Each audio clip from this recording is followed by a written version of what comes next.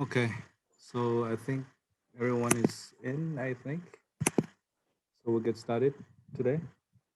So welcome and thank you for being here today. My name is Vasal. I'm the program officer with the Young Seekers Cambodia chapter. Really delighted you all signed up for this. This is our first webinar series. So I hope you guys will enjoy this session with us. So to kickstart, I want to briefly tell you about the Young Seekers, how we started and what our journey is, how we came about. So we are a nonprofit organization that bring young people together, and we believe that the future belongs to Asia, and ASEAN-China relations have a huge role to play in it. And we started in Singapore. The headquarters is in there in Singapore. We are in the process of setting up regional chapters all across ASEAN. Right now, we have the Malaysian, Indonesian, Myanmar, Cambodian, and Singapore chapters. And we hope to boost the seekers' profiles with holistic and experiential programs such as intercultural exchange, learning journeys, and many other programs. And we ultimately aim to nurture a community of talented youth all across the region, and also to fill the potential of the ASEAN-China region. So without any delay, I'd like to welcome you with our founder, Mr. Calvin Lee, to give a brief opening remark for our session. So, Mr. Calvin, the floor Hey, is yours. hello. Good morning, everybody. Very happy to be here for TYS Cambodia's first webinar. Personally, I think Cambodia has been a very interesting country for me. I actually haven't visited, but I have many Cambodian friends. Some of you are in the audience today. It's good to see you again. So I think for TYS, we have been working very hard to fill a gap, which to help the ASEAN youth to understand, not just your own country, not just ASEAN, but a very important neighbor in the region, which is China. And we felt that, as young leaders of today, eventually when we lead our country, it's important to form friendships when you're young that will help you to bridge differences and to find common solutions for the region. Obviously there are many problems, right? But as young people, we should look at the potential collaboration. And this can only be done if you're aware what's happening in the region. And we hope that the Young Seekers can be a platform for all the young leaders who are interested to advance the interests of the region to do. So I think our moderator has shared some of our presence. I'm just going to make a sneak peek, for the Young Seekers. We just confirm our chapter leader for Thailand as well. So eventually, we'll be getting all 10 of the presence in ASEAN countries by end of the year. So look forward to that. We'll be really be able to contribute and build a platform that allows all youths in ASEAN to make friends with all 10 ASEAN countries. So that's my short remarks. Enjoy the following presentation. Thank you. Thank you, Calvin, for your kind remarks. So I'd like to get started with a quick icebreaker. If you guys can go into mentimentor.com, can someone send in the chat for everyone the code?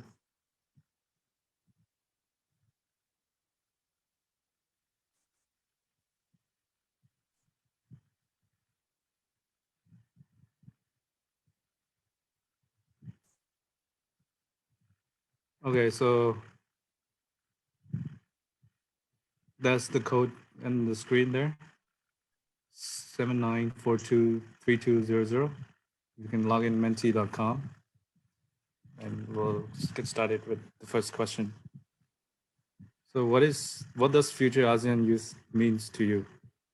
So we'd like to know, what is your idea of ASEAN youth?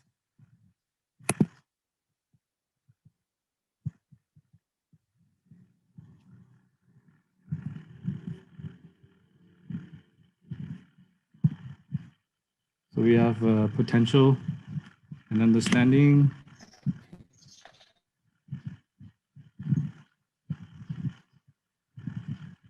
passionate, adaptation,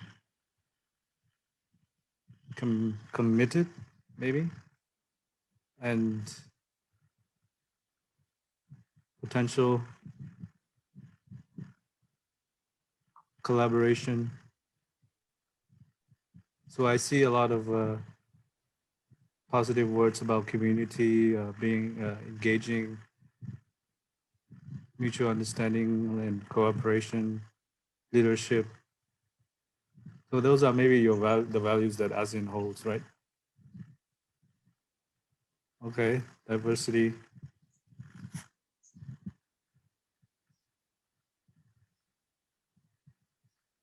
Yeah, I think that speaks true to the ASEAN way. You know, these values are really embedded in our regional culture. The ASEAN way is based on consensus, mutual respect, and our region is very diverse, right? So I think you guys really captured the whole picture of ASEAN and how we can link that values to the other regions such as China and the whole wider Asia region. So thank you for that. And if anyone hasn't done it, you can tell me or you can move on to the next one.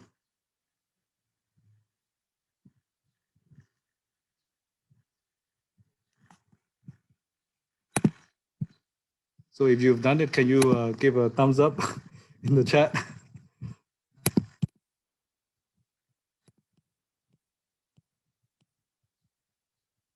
Okay, thank you.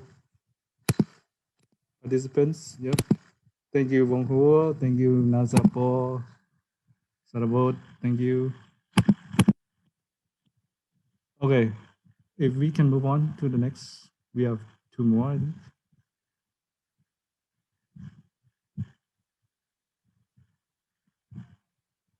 Oh, the thumbs up will be in the reaction below in your Zoom. Jetta, Yim. So, okay, question number one.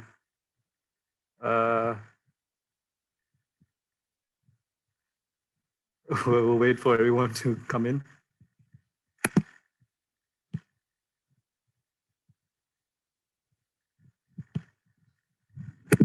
It will be easy, I promise you. No trick question. It's just to get your ASEAN brain moving.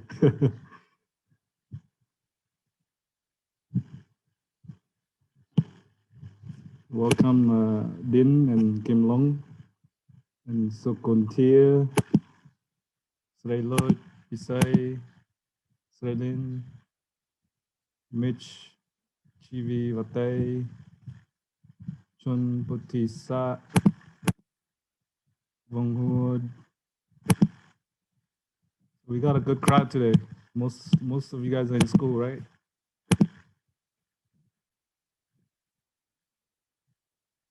We got a few working people here. So I know some of you guys in here. Isai, Lin. Okay, so can you put your name in the Menti so we can start the quiz now, right?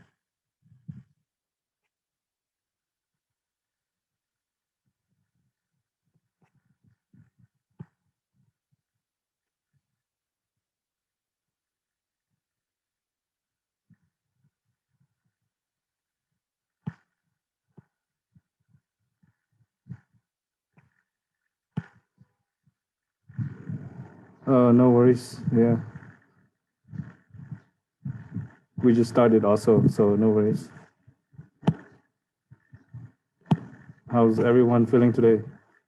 So if you're feeling good today, can you give me a heart emoji?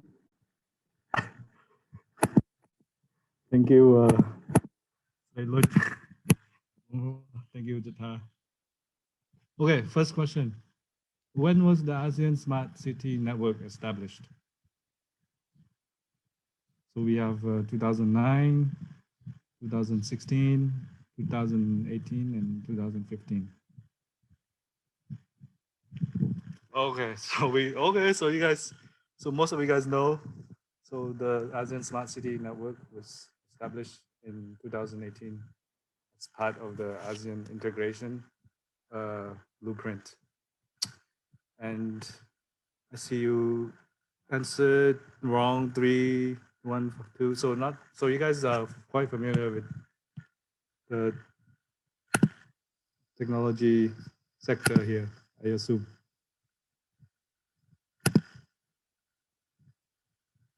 Okay, so it was proposed in Singapore's championship in 2018.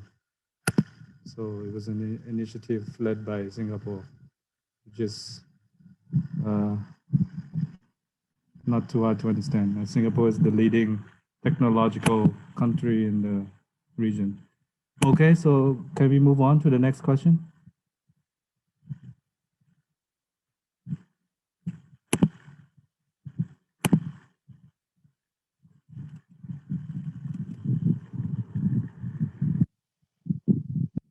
Is this true or false?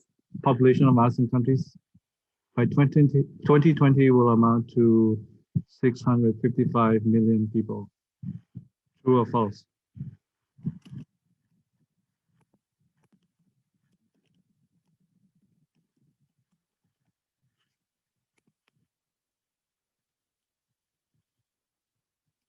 Okay, so you guys all answer correct. So yes, that is uh, the correct answer that was estimated last year.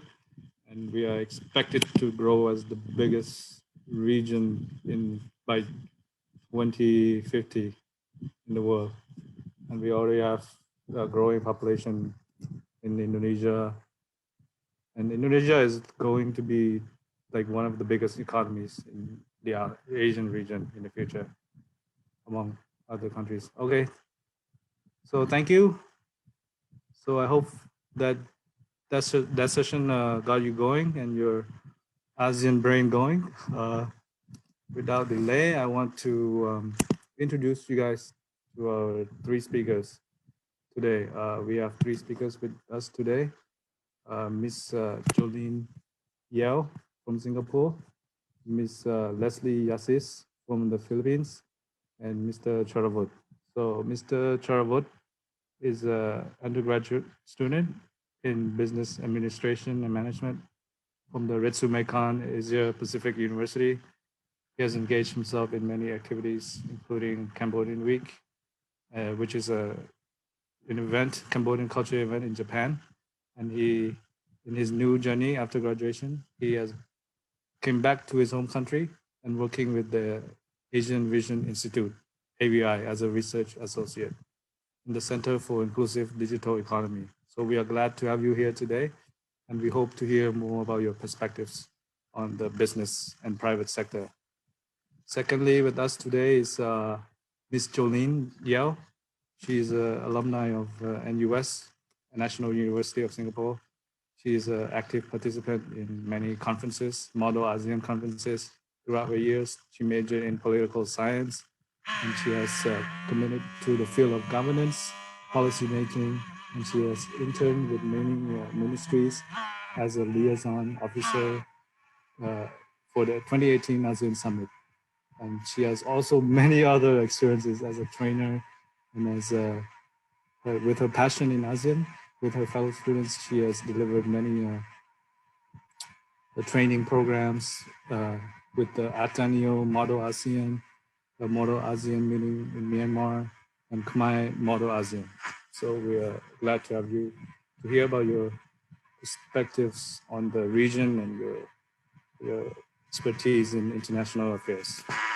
And lastly, Miss Leslie, she is a chemical engineer and she's studying PhD in environmental science, policy and management at the Hong Kong University of Science and Technology. And she has a research interest in microplastic, PFSAs, wastewater, and many other things. She has co-founded Kloop, a social enterprise that aims to lead the creation of circular economy. And her passion is to find solutions to the growing waste problem of plastic and wastewater and make it inclusive, especially in the vulnerable sector. So without delay, I'd like to get started with the questions. So first, I want to turn to Jolene. Jolene, hello, welcome. Right, hello. Can everyone hear me? Yes? Yes, so Okay, great.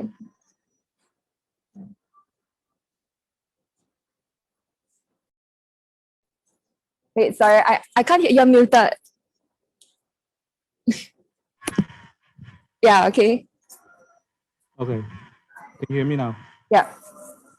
So the first question, what is future ready mean to you, and what does it mean, and what is that look like in ASEAN region for you? Right. So yeah, thank you for the question. So when I got this question from the team, like what came to mind was that I think that when it's about youth in ASEAN, Future Ready comprises mainly two things. First is attitude, of course. Attitude as in like having a can-do attitude, being more of an active rather than passive learner to to go out there and know more about the world. So in Singapore, I think it's quite often, I'm not quite sure if you guys have heard it, but in Singapore, we are told very often that we are supposed to take the world as it is and not as we want it to be. But I think that for youths to going forward in the future, like what really is to what does it mean to be future ready is for youths to know how to take the world as it currently is, but to aspire to make it to what they want to be. So I think that that kind of attitude is one of the more important prongs on what makes a youth future ready for ASEAN. And the second thing that we cannot forget, of course, other than attitude, of course, is aptitude, your competency in doing things. So I think be it in education or mastery or a certain skill set, that's really what is going to be a key prong in taking youth forward. Not just in terms of academics, but basically like skill sets to keep the economy going, ideas to keep like social programs running, and things like that. So I think a combination of attitude and aptitude is what really makes ASEAN youth future ready. Thank you. Thank you for your answer. So I really like your answer with the attitude and aptitude. So building both competency and having a right mindset. So thank you for that. Now I want to steer my attention to Choravut. So given that attitude, how can you enhance that attitude and aptitude in the era of digitalization? What are the challenges you see that youths are facing, and how should they prepare themselves to deal with these new challenges, especially in the private sector? So thank you for your questions. Before I start to answer the question, I would like rather define the youth into like three. So the youth who live in the rural area, the youth who live in the city, and the youth who currently work in the private sector or the public sector. Actually, like three of the level that I have mentioned, it's all facing in the all facing the problems of the technology, and especially in the eras of the digitalizations. So well, I would start with the resources. So since like mostly they lack of the information, the mental infrastructure, especially the infrastructure digital. So this cause them not really access the network or community. And next is about the language. You may know the most of the technology or the machinery all used in English. So the youth who not understand about English, they might a little bit hard to access all the new of the technology. But however, some of the youth who can access the information, but still our challenge is about the too much information. That's why they cannot receive the real information that bring us to the right performance. And for number three, I will bring about the technology trend. Example, like during the COVID-19, you can see that it's kind of a little bit like we unexpected story that happened to all the world. So for Cambodia, we kind of a little bit lost because we not really understand like how can we study online, how can we working remotely. So this is like one of the challenge, but it's take a little bit time like for us to continue our careers. And the last one is about the issue that talk about the mentalism and discriminations. So for my perspective, I think that this how can the youth can kind of solve all this solution. I think like first they need to because I have want to divide like for 2 point of view. So first is about the youth matter, and the second about the government matter. And for the youth matter, they need to like change the way of thinking. They have to have more creativity because like the private sector that come to Cambodia because they're just looking for the workforce mostly because the things that Cambodia is like lack of their human resource. So that's why like we would like youth to engage themselves into the private sector, like learning and have an experience and take a time in the social activity or like working experience. For example, like they join the activity that TSY like Cambodia like prepare for today. And for the government matter, they should like input all the kind of digital learning like since the beginning of their education period. Yeah. Thank you. I think that ties in with the first question answer from Jolene. So you stated like the the challenges that really resonate with the Cambodian youth. There are many things that we can do better, like infrastructure, creativity skills, and like raising our standard in English. So I think given the attitude and we identify the challenges now, I think it's fair to move on now. How can we propel those skills now? So I think that is fitting to ask Leslie next. So can you tell us more about the current context of the development in science and technology? So if we can overcome all those challenges, and now we are at the stage where we're ready, how is this development relevant for the young people? Leslie?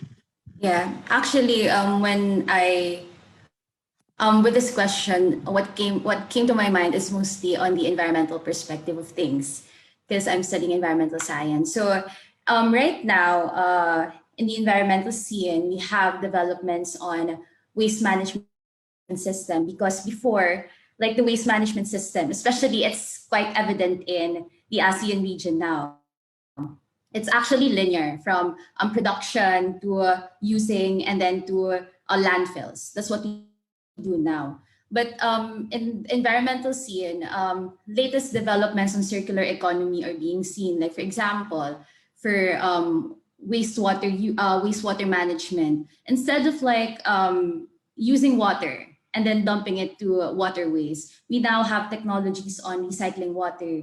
We recover nutrients from the wastewater and turn it into fertilizers, and also we use them for energy. Next is the problem on food waste. So before, we just put food waste on composting and on landfills, but now in some countries they have developed food waste tracking system. And in addition to food waste, we also have like food waste to energy system through anaerobic digestion. So moving on to the construction side of things, other countries are now developing green buildings, and that is they incorporate Internet of Things in order properly use the energy consumption of the tenants, and also they adapt green architecture.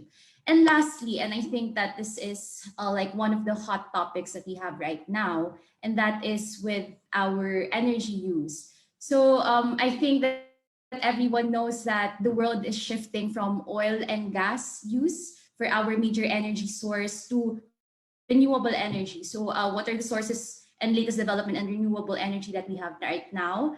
So number one is we use solar energy, wind energy. We use turbines from the water dams and other moving water systems, and also we also harness energy through clean incineration. So before, we take energy from clean incineration by just burning and then letting the toxic fumes like the carbon monoxide, carbon dioxide just go to our atmosphere. But now we have learned that this system doesn't work because it contributes to global warming. So right now, scientists around the world are developing technologies related to clean incineration in order for us to harvest those toxic fumes and those VOCs, and then but at the same time harnessing the energy that we can from incineration. Yeah.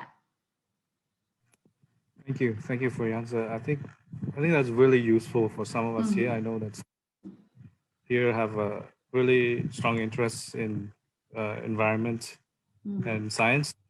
So I think the shift going forwards now will be renewable energy, green economy, inclusive growth, and using that expertise, I think we can really affect positive change in the communities. We are now, which leads me to the next question, Jolene. So for ASEAN youth, what are some of the powerful tools and tips you have for the youth to affect positive change in communities in the region, giving your experience?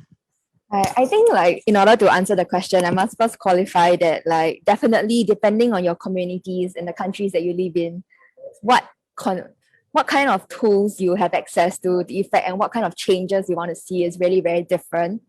So definitely like something that we cannot escape from discussing seeing as we are on an ASEAN forum is definitely what's happening in Myanmar. So from there, we really see how the youth have taken actions into their own hands and really fought for what they believe in. And I would say that as a Singaporean, I cannot pretend to give you like the one best idea on what the tool should be for the kind of social change you seek. And in different countries, there will definitely be different ways you can put forth or try to achieve an idea. So one thing I think that would apply generally across countries, although to different extent, would definitely be getting involved in government engagement. Even though I know some people might disagree, some people are very much more of a bottom-up effort thing. But I think, at least speaking from my experience, I've been an intern with the government in a government service throughout my undergrad years, and I will also be joining as a civil servant later this year. So definitely, I think that for me, I feel that government engagement is an effective way of enacting social change. Firstly, because I think that it gives you the platform and the avenue to be listened to be heard, for your ideas to be taken seriously, and to engage with other people who are maybe even better than you, more professional. They have given these social issues greater thought. They have resources. They could be social workers. They could be policy makers. So it's like going beyond the classroom to really engage with people who do this policy making day to day. That is where like your opinions can really affect like social change. So that's one, which is like engagement or the governance level, which is, and how you can do it as students will definitely be internship, exposure, volunteering to be liaison officer. That's what my friend from Laos, she told me that she volunteered as a liaison officer. She volunteers for the UN and things like that. So like in other countries, there's like there's UNDP, for example, which is also something you can join and you can engage in if you are interested in creating that sort of social change. Like for Singapore, we don't have UNDP, so that's what I mean by the avenue will not be the same, but the concept of engaging with such organizations still remains applicable throughout different countries. Yeah, and the second thing, other than engaging government, I would say that it's don't look to other people like the government or some organization to solve our problems, but to do it by yourself. So I'm sure that no matter what countries we come from, we have everybody has got different issues, but definitely there are there are policies that are in place, and like student initiatives, ground up initiatives we call it, done by youth just like ourselves to put forth an idea that they believe in. And in Singapore, one big thing is inequality. We know that Singapore is, after all, a wealthy country, but despite that, it doesn't mean that Singapore doesn't have its own share of problems, right? Like of course, given like the inequality in Singapore, there are a lot of students who themselves have benefited from the education system, and they are very active in like trying to resolve these issues and to give back to younger students whom they believe are not responsible for their problems. So I think this can be extrapolated in a bigger country, such as like, in a city versus in the countryside. There is also this inequality in technological access, in education. So I think that ground up initiatives, especially to resolve inequality among children, is one of the other ways we can really engage in to enact social change, being at the position and having benefited from our education systems ourselves. Yeah, thank you. Thank you so much, Jolene. Wow, that was like so much wisdom for a young person. I think the good place to start, right, is to ask yourself your context, like why you want to do this and where does it lead you. I think you don't need to go to look to government to answer all your problems. And it's also good to engage with them. They're not, government is not seen as like a totally all bad thing, right? It could be used positively for change. So thank you for that. I think they'll get a lot from that. I want to turn my attention to Sherwood now. So given that attitude again, given that mindset, why is it important for youth to be future ready for ASEAN community? And what are your tips for like personal development or management skills or public-private sector engagement? Sherwood? Thank you, Visa. For me, you may know that ASEAN we have 10 countries, and we have the gap of development and economic is differently. So what I can see, the ASEAN community, they working on how to improve the living standard of people, economy, culture, development, sustainable development, or social progress, peace, security, connectivity. So since like Cambodia, we have the high percentage of youth, so the youth have to is a main role need to be more like, like leads our country in terms of the Asian community.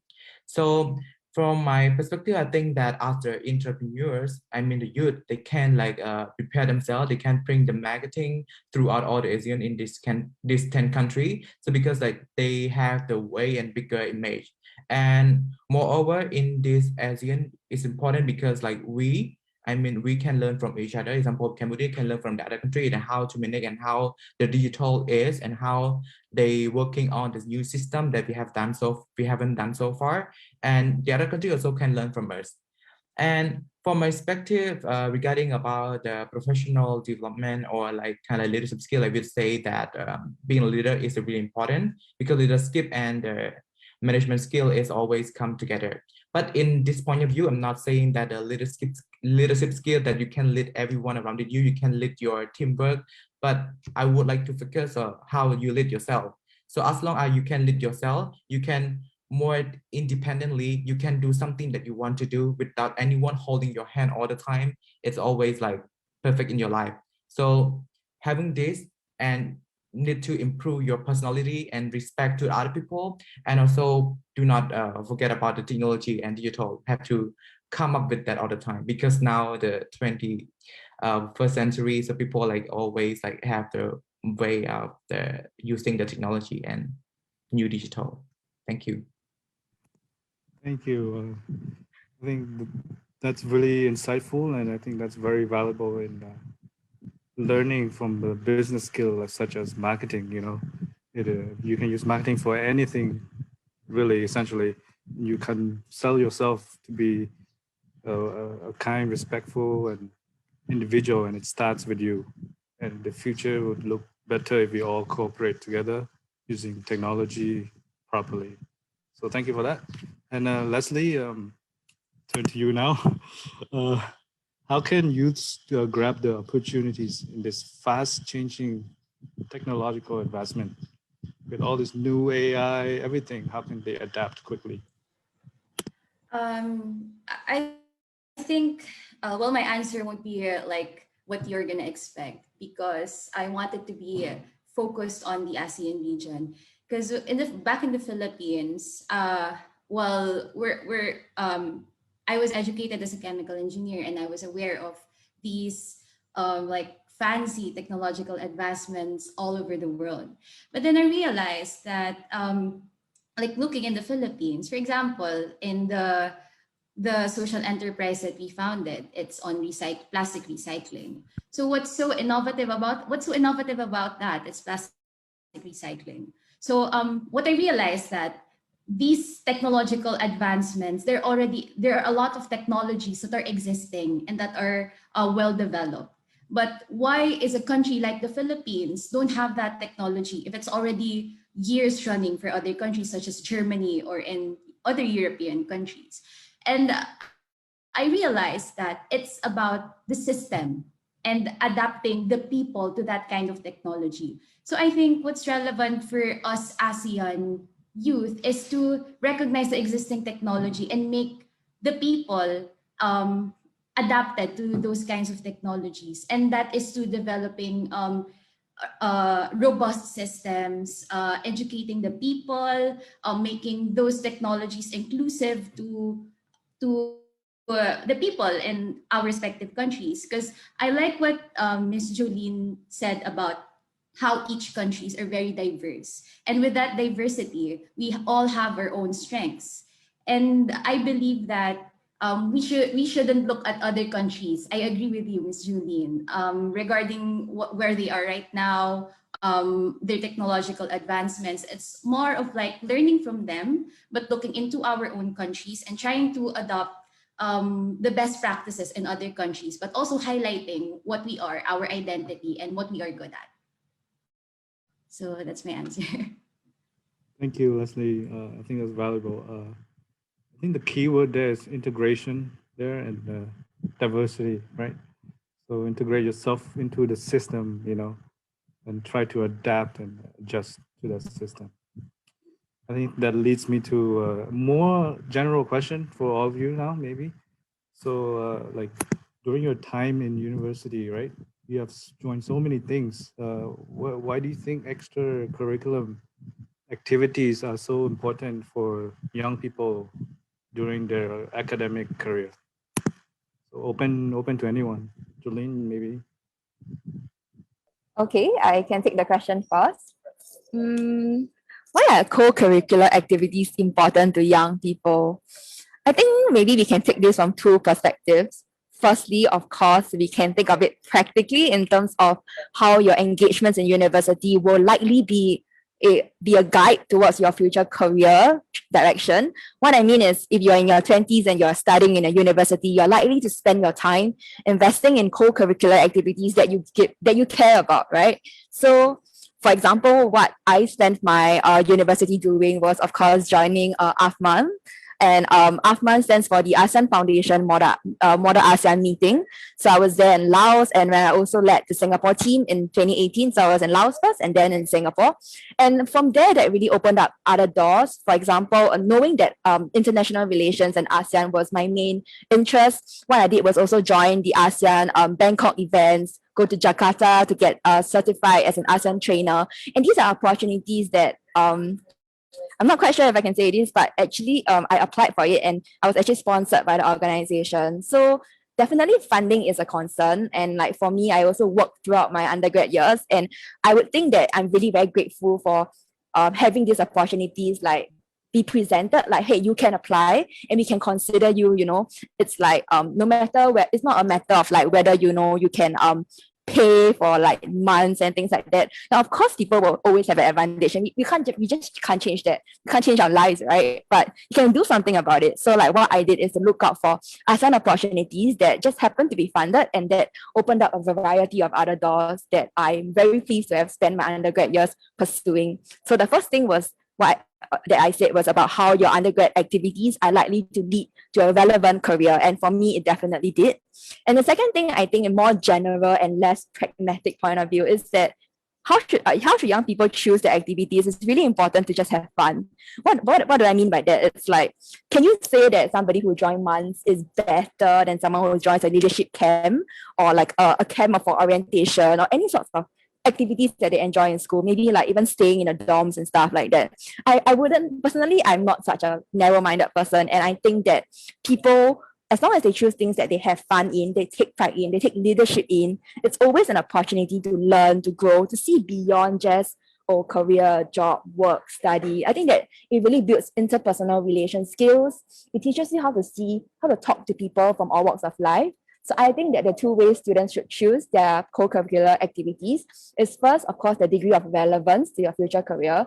But second, and maybe even more important, is what really keeps you going. What is fun to you, right? So yeah, that would be all. Thank you. I think you laid out really well. I think you lay why, right? Why you should join, right? And what be strategic about it. Like first you have to ask yourself that, and joining, there's nothing to lose, right? It's the best years of your life, university. Join, and you never know what it will lead you to. So thank you. So maybe same questions for the both of you. Sure, what you maybe want to go? Okay, thank you. Like Julius, she almost like covers everything. So for me, actually, like joining and any extracurriculum activity is really important because like I want to say maybe one word that talk about responsibility, because of the youth, sometimes when study in the university, they might do not have like high responsibility in terms of working or doing any like job. But some of the activity they can bring them because they need to have to do everything. They need to lead people under them. They have to ask all the time, and they need to take care of everyone. They need to approach to the example like some activity. They need to approach directly to the university or to the sponsor. So to everyone, like I mean like the company itself. So these all the things that they can learn to how they can always be there and always be ready for any challenge that it can bring it on, and especially they will learn something new. I mean, like sometimes when they join any activity, they might think that okay, I just learned from this. I just want to have the credit. I just want to take it as my experience, but they don't really know like what can what can change their mind. For example, for me, like sometimes when I join one event or one activity that is not really related with my hobby, but somehow when I get into this, I feel like, okay, these things, it suits fit me better than my hobby. So I better change of my hobby, I better change of my interest. So, and I really know people. When I join the activity, I know a lot of people, I know how people is. So we can like more, you know, understanding from each other. So it's kind of like a really good experience for us when we involve into working official or working in the government or in term of private sector or big company. We have the way to prepare, and we have all the issue that already happened in our activity or our um our past that we joined before. Yeah, so I think this is all for me. Thank you. Thank you, Mr. Wood. I think you laid that out well, especially the word responsibility. I like that because that will prepare you to engage with other stakeholders that will, you know, make you become stronger when dealing with unexpected challenges. So knowing your interests, your hobbies, you change direction completely. So you never know by joining these programs. So Leslie. For me, it's more of like um, it's important to join extracurricular activities because there are a lot of things that you won't learn in the class. So, like for example, me, I was able to know more about the environmental side of things, not in class, but through my extracurricular activities because my background is on chemical engineering, and as chemical engineers, we're trained to be working in the oil, the petroleum industry, and yeah, because being in extracurricular activities showed me that there are a lot of opportunities that are available for me, and those opportunity and that path is what is really aligned with my values and my principles. Next is like joining extracurricular activities gives you a chance to network and collaborate. And with that networking experience for me, I was able to find my teammates for my social enterprise club. And until now, we started in 2019, and until now, we are still working and we're still expanding in the Philippines. So, which is really, really nice. And I don't think I would be able to find that without joining camps and student competitions.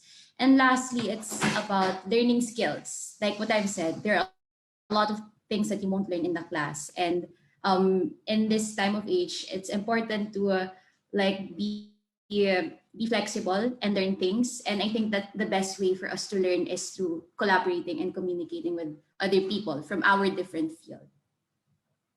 Thank you. Thank you, Leslie, for that insight. So it's important to network. You know, you found your other interests, which went beyond coal and gas, which tend to be just, you know, think only about the profits. But you, when joining these programs, you learn about the environmental impacts. You were also able to find your other members for your business. So that's really grateful. So I want to keep it very short and quick for this last question. So maybe you can cut it to 1 minute each. Like final message, word of wisdom each from each of you. Like inspiring, short, and strong. Thank you. Start with Leslie first.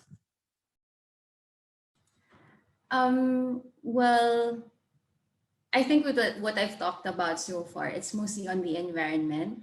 And whenever we think about the environment, we always think about our environmental issues can be solved through technologies, through technological advancements and all that.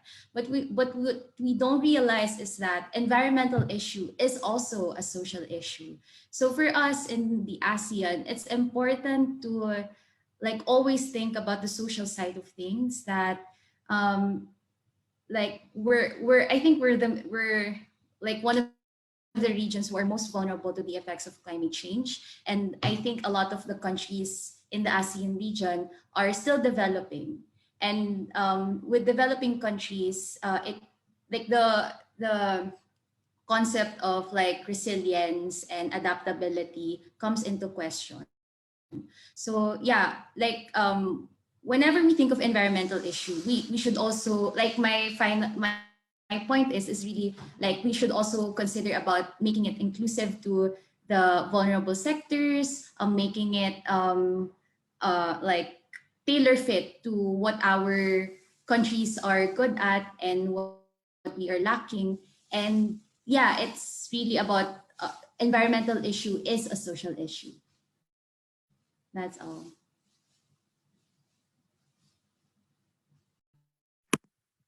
Jolene or Sherwood? One final message. Right. Okay, maybe I can go first. Yeah. So I think like what Leslie said, I really second that. Also, she's mentioned how like inclusivity is really one of the most important things that we should really be focused on. And I think that I share this view, be it in the different things I shared about our attitudes, our aptitudes, and like how we should not take a single lens to look at the different problems, and there's no one solution to the various problems that different countries face, and there shouldn't be one solution. That's just not possible. But I think inclusivity is quite a really strong message to send through, because I think there's also a saying that goes that we're only as strong as our weakest link. And given ASEAN's the whole concept of ASEAN, how ASEAN is designed, the idea that there is no veto, it's a consensus, and things like that in our aspects of like economic aspects, political, social, or cultural aspects. I think definitely inclusivity is something that ASEAN really needs to keep in mind, to work on. And because by structure of the way ASEAN meetings are structured and how ASEAN policies are formulated, we necessarily have to think of what is the best that every single country is willing to give, and then we work on that as our baseline. So there's no point running too far ahead and leaving those behind, because then you're running by yourself, which is not pretty much the point of a regional economic, you want to be a bigger regional economic strength. I wouldn't say block, but like a strength. So definitely I think inclusivity is something that really ties it all together, be in the economic chases or educational developments, or like what you mentioned, the smart cities network. It's all about including the very last person in the team. Thank you. Someone told me, if you want to go fast, go alone. Right. Go far, go together. Yeah. Right. So thank you for that. Sherwood, last. Oh, thank you. So I think my message that I want to spread to my fellow youth is about like always be curious and always be the learner.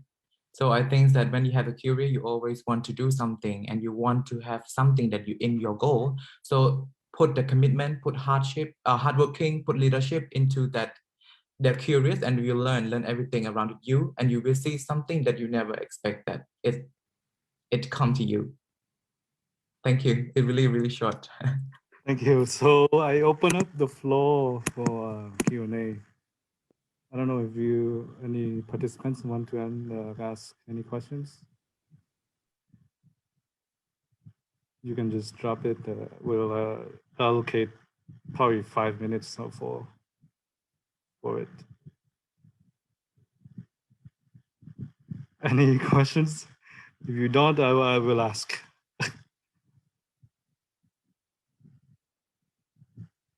So no questions, huh? The team, do you have any question? TYS team? I think I saw someone raise his hand. Yeah. Who's it? Sorry. Sarawat, yes, please. You can unmute and say it. Okay, could you hear me well? Yeah. Okay, so my name is Sarawat. I'm from Cambodia. And so I have a quick question. So since in Cambodia, like lots of youth in the provinces, they do not have access much to the information and also opportunity. So what do you think the youth in the city or in the place where they have more access to internet, those opportunities do to actually encourage and make sure that people from provinces can have access to those opportunities as well? Thank you so much. Thank you, Sarawat. I think that's really relevant. So I'll open up for any of you. You can just unmute and answer.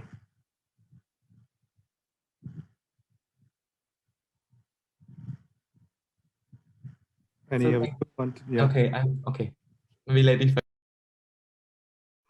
Leslie, you want to take that?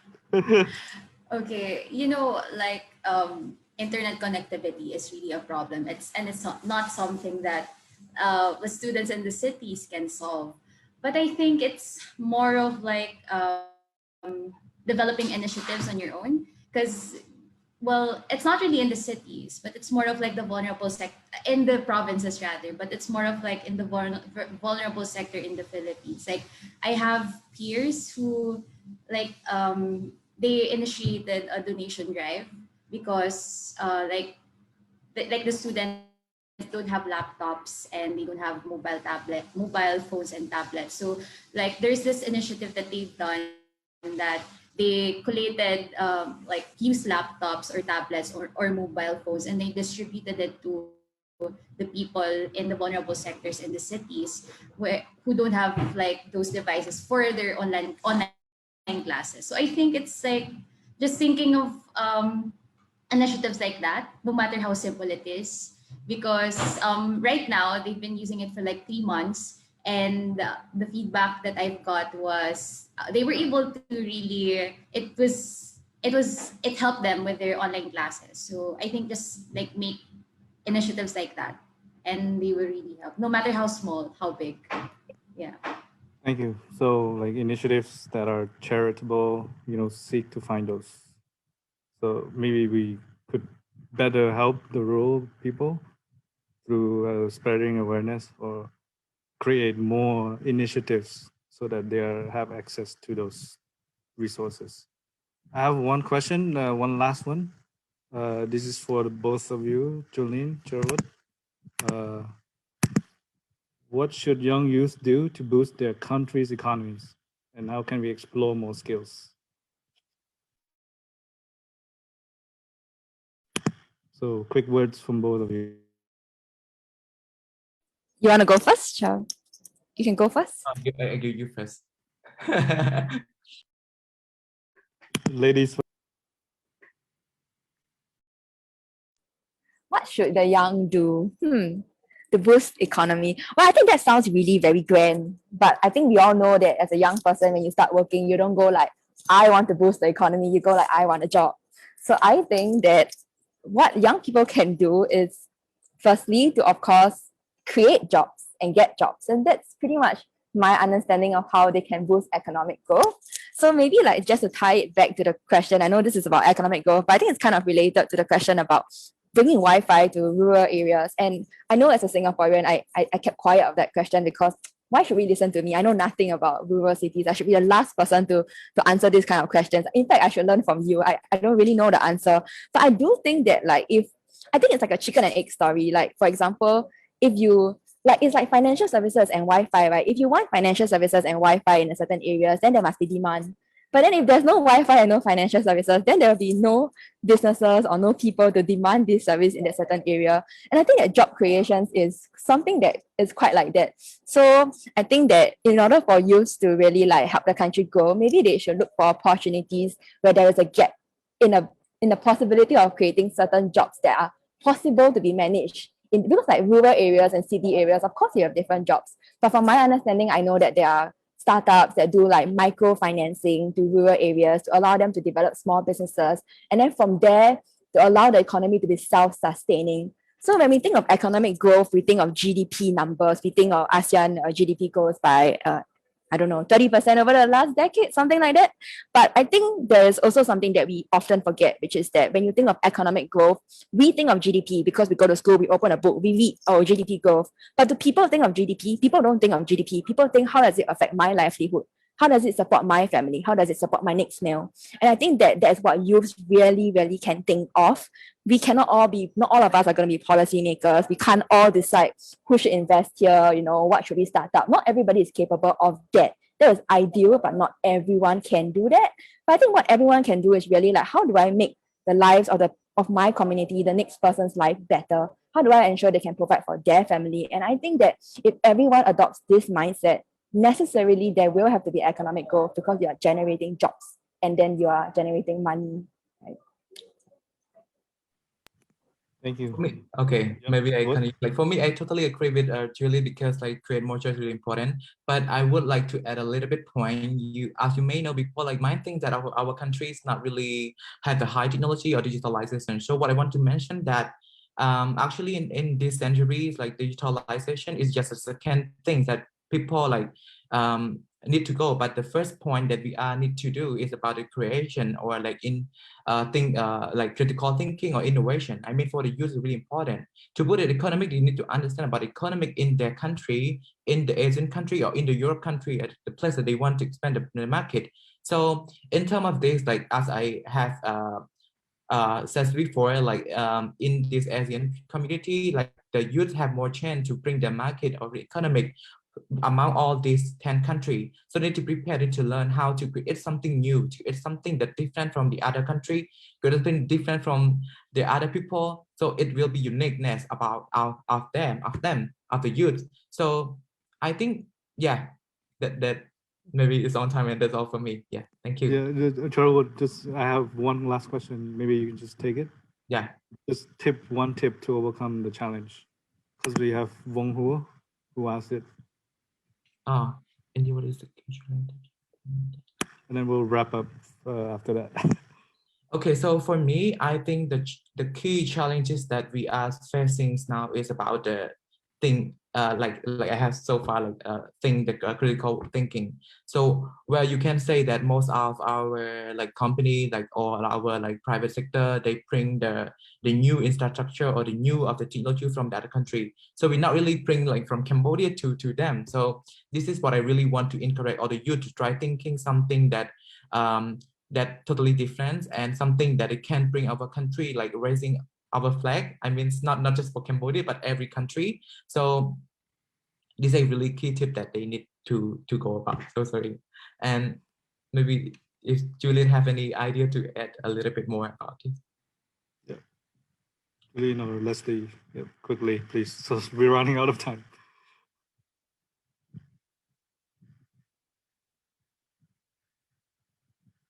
No? So yeah, so if there's no more, I'd like to wrap up and conclude this session. I really thank all of you for taking your time out of your Sunday to be here with us. You know, it's a holiday. It's a weekend. And really thank the participants as well and Calvin for being here with us. I hope this session has given you some insight or ideas, advice to join other programs or to take initiatives. And it's my pleasure and honor to be your moderator today. And please seek out to learn more about Young Seekers. If you have any questions, check out our Facebook page. We have Instagram, LinkedIn, everything. So you can contact us. Oh, we have one more question. So is it okay to extend the time? Is it okay with everyone? Can I just get a yes or no? Yeah, that's fine. Yep. Okay. So Actually, I think that this question may be out of topic because it related to my study field.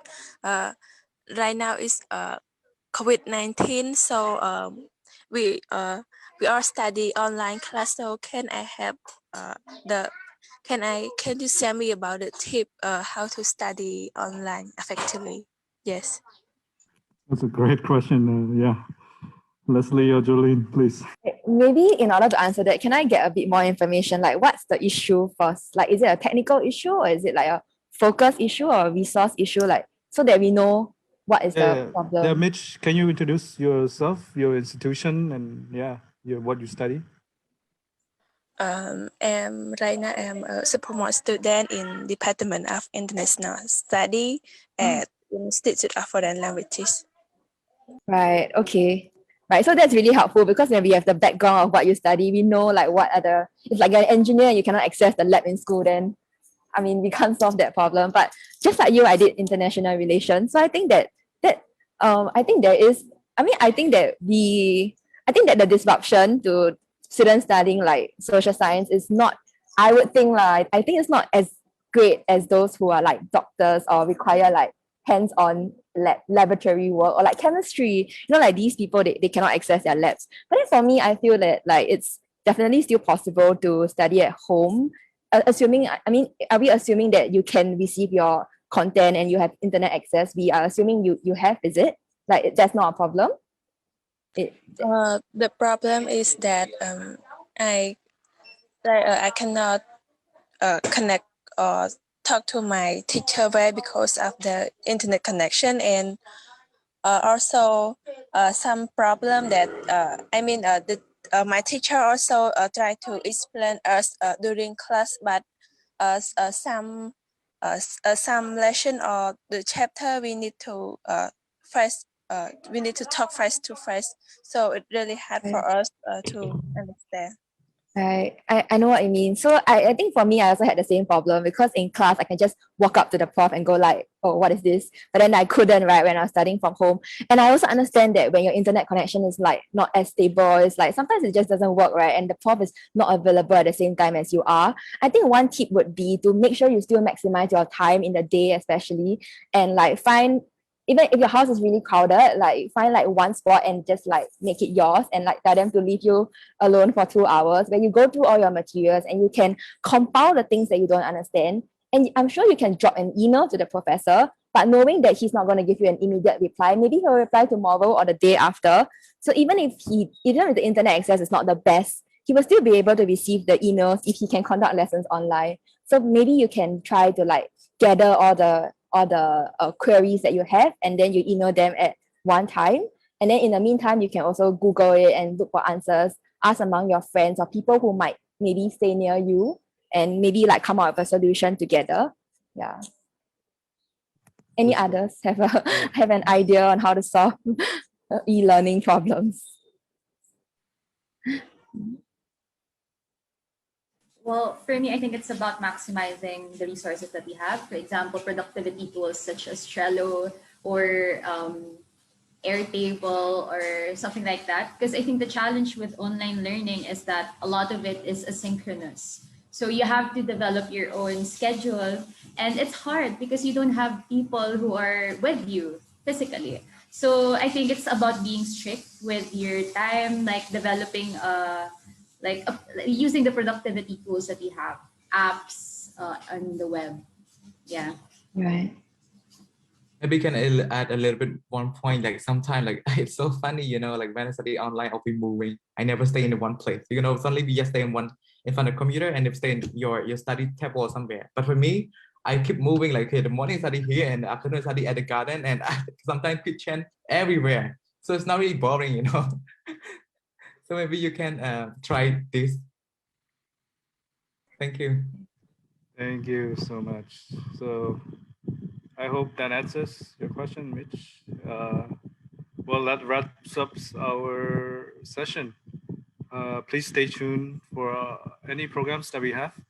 We'll be supporting the youth all throughout the year, even in this challenging time. So stay tuned for the Young Seekers programs. We'll prepare many other programs for you to join. And so lastly, I want to ask everyone to turn on their webcam for a quick photo session. So can everyone turn on their webcam before we wrap up and go?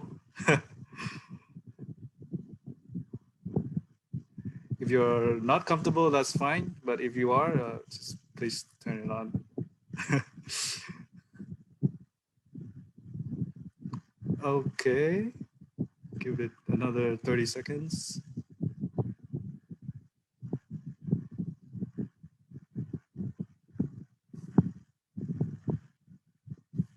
Okay.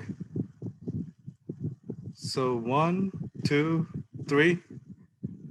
Smile, cheese. One more. 1, 2, 3. Thank you. So have a lovely day, and we hope to stay in touch and connect with you. Thank you again for being here. Bye-bye. Take care. Thank you. Thank you. So much.